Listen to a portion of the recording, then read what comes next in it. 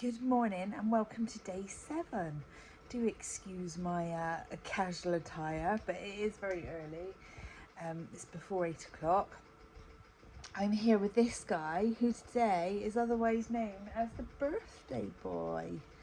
Mufasa is 8 today. Well, it's not actually his birthday because he's a rescue, so we don't know when his birthday was, but that's for some reason, today is the date for some reason that they put on his adoption papers, so that's the one we go with. We bought him a nice new brush because he's always very ungrateful and never plays with toys that we buy him unless they're absolutely stuffed full of catnip. And obviously he's a long-haired cat, so he needs a lot of grooming, so we got him a nice new brush, didn't we, buddy? Did you like it? No, he didn't like it. He will. He does like a nice soft brush. It's the one that gets the knots out that he doesn't like. Do excuse him having his birthday bath in the background. Funny boy. So another kind of not very interesting day today. I'm going to go to the gym. I've just gotten back into going. I've just been allowed back by my physio, and I just cycle. But that's fine. That's enough for me for now and enough to help me make good progress, so looking forward to that. I shall catch up with some Vlogmases while I'm cycling. I think then I might pop into my parents and see how they are, because I've barely seen them because my mum only came out of her isolation just before Paul went into his. Paul's on day 10 today, so he's excited to go to work tomorrow. The things it'll take. And we're having an Asda delivery, that's about it, nothing exciting. I did, however, remember what I was going to tell you yesterday, which was all my details are in the box down below. My Instagram name is there, and just to pre-warn you that my Instagram is private, but as long as I can see that you are a knitter in your bio or in your pictures, or that we've got followers or people that we follow in common, that's absolutely fine. I will accept you. If you're private and you've got nothing in your bio that says you're a knitter, I won't be able to follow you. But it's just to keep me safe because of my job. Basically, I have to be really careful. So, but if you are a knitter, I am more than happy to accept you as a follower. So don't be afraid to click request. I've also got my Ravelry store down there, and I always put any details of any promotions I've got running in that. So there's the podcast discount and the advent discount at the moment. And then I've got a link to my Kofi account if you wanted to buy me a coffee. And I think that's it. I think that's everything. So all the sort of details that I get asked quite a lot are down there for you, just in case. So I open my advents, I'll show you in a minute, and I will see you a little bit later. Today's advents are gorgeous ones. It's number 7 from the Bird Street Advent. Those speckles. Oh, hair on it, sorry. And today we've got a lovely, it's not showing up brilliantly in this light. It's a really lovely soft green, again with speckles. Must put all this fade together and show you them together so far. And it's another cinnamon coffee day. All very pleasingly colour coordinating again.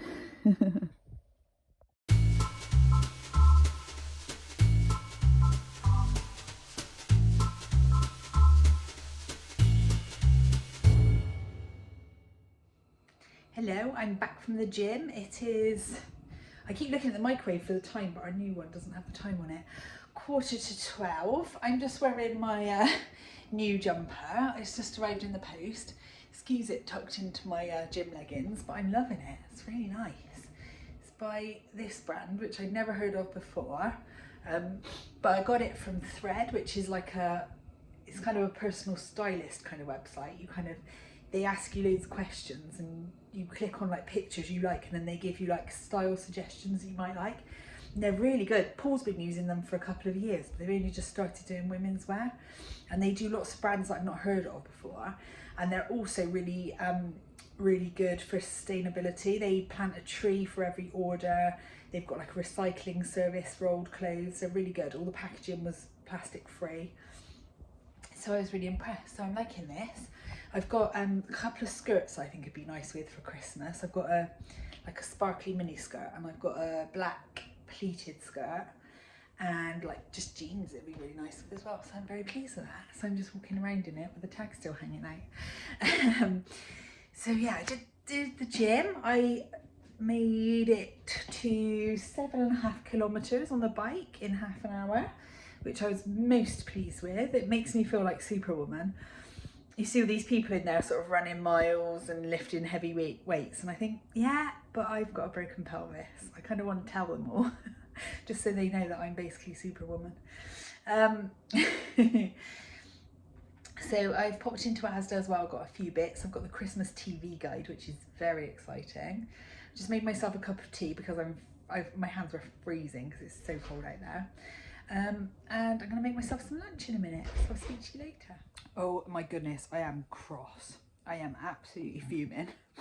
So I just had my Asda delivery, which I get every week. The drivers are always really nice. And since before my operation, the week before my operation, I was self-isolating just to make sure I didn't catch it and, you know, risk my operation. So I put self-isolating on the form with my Asda shop. And ever since, I've not been able to delete it. So, but to be honest, until last week, nobody has ever acknowledged it. The guy last week rang up, he was great. He gave me a phone call. He said, just checking if you're still isolating. I said, no, it's not true. I just can't delete it. So fine. So he came along and he was friendly and lovely, and that was no problem.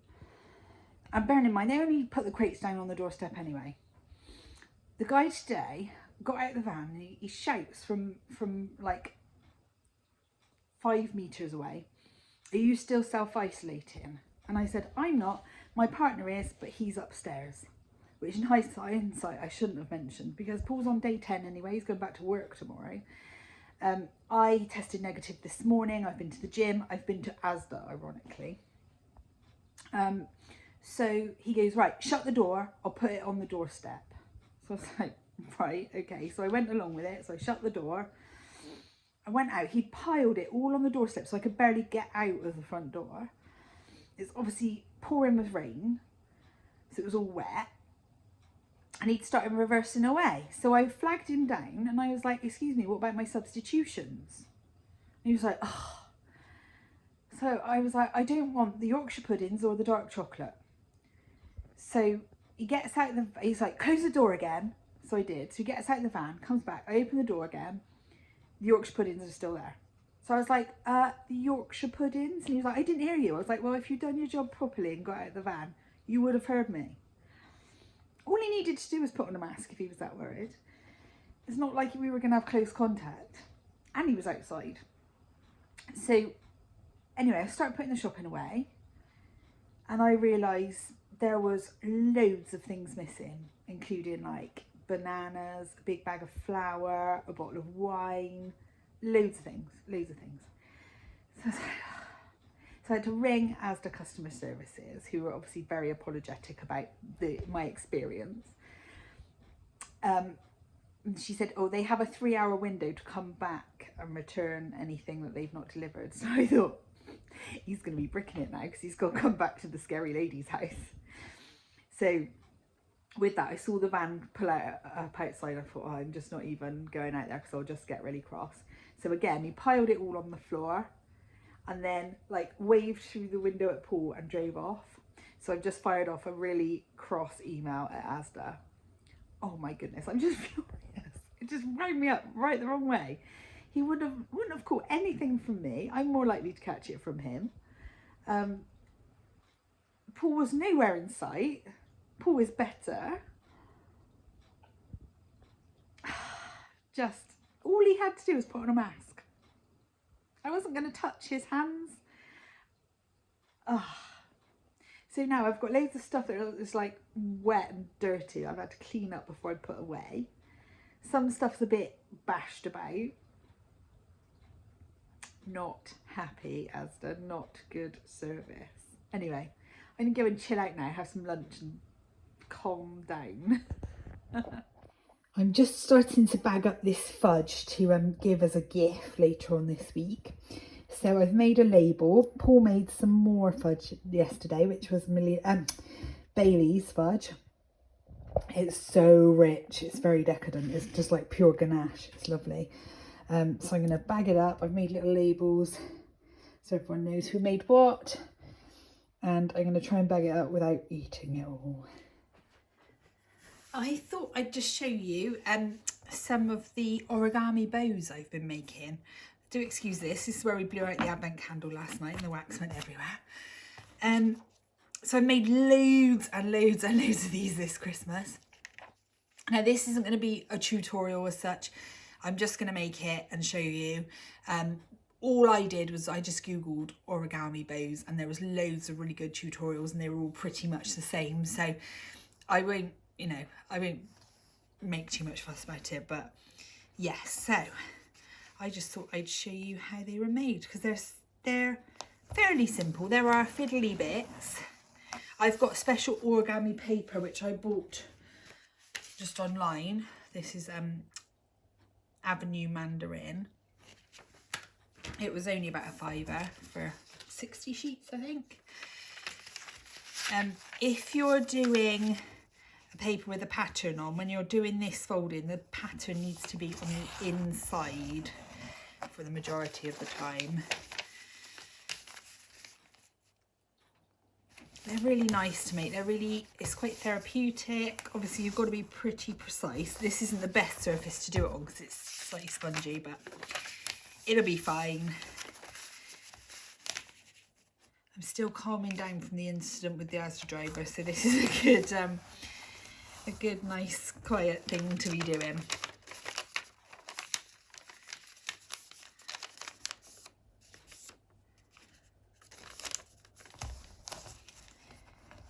I need to make more of these because I've run out again. I've made so many, but because I've made quite a lot of homemade presents, I've got these really good boxes that fit them in really nicely, and they're just made out of like craft card.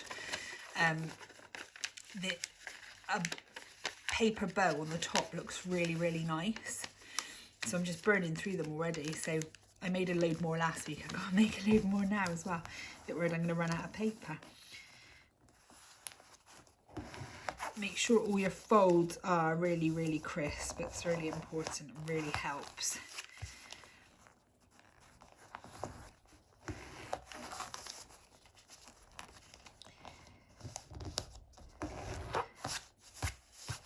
All my wrapping paper, I've got some just plain brown paper for one of them, and the other one is a brown paper with like Christmas trees printed on in like quite traditional colours. So I've got all of these are in sort of reds, greens, golds, that sort of thing, so they go really nicely on top. I'll show you in more detail as well in a day or two, but I've been wrapping, I've been using tutorials from the folding lady on Instagram, who I know I've mentioned before. She's absolutely addictive to watch her Instagram feed. She's really nice, but her videos of folding are great. I've already sort of used quite a lot of the around the house sort of how to fold bedding and stuff like that, and towels. They're really good, but she's got some great ones. She's got ones for wrapping with a pocket to like put a card in, which is great. Also like how to wrap a round present, which is really useful. What else has she got? Ones to like wrap a cube really perfectly.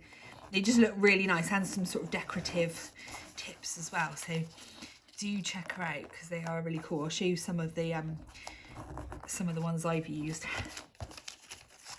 The only equipment you need other than the paper to do this with is scissors, which is quite handy as well. So like you don't need to get set up with loads of stuff. As you can see, they don't take ages. It's just a couple of minutes each. but they do look so nice and they're done. It looks quite fancy. So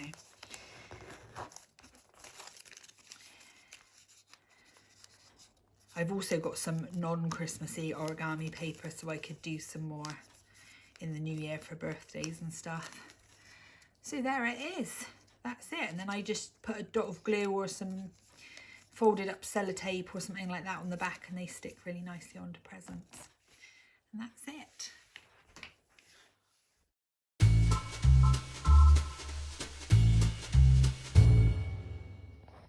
I'm just doing some present wrapping, and I thought I'd show you these. Now these are inside my Fox and Moon Christmas planner that I showed you the other day, and I'm just about to write one, so I thought I'd share them because I think they're such a great idea.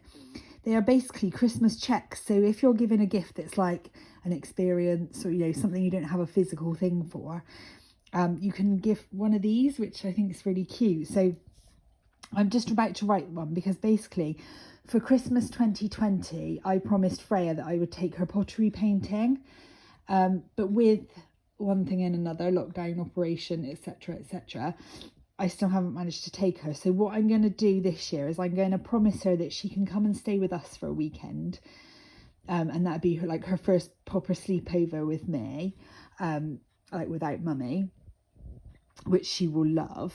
And then I'm going to promise her that me and Uncle Paul will take her to do the pottery painting from last year, and then we're also going to take her to the local surfing lake, because they do like a children's play in the bay thing, which she's been to before and she loves. So I'm going to write one of these now and pop it in with her bag of other presents, mostly knitted I might add, for her to open at Christmas. I'm just about to wrap these socks up, so I thought I'd show you them before I did. So I finished them, I think it was last week or the week before, and they are the Festive Flower Socks by Rachel, Twin Set and Pearl, and I have done them with self-striping as the main colour. So this was September in the Friends Club by Dotty Wool Company, and I used Deep from Bird Street Yarn for the colour work, and I love how they've come out. I think they're really cool. These are going to be a present for my best friend for Christmas. I'm sure she's going to like them.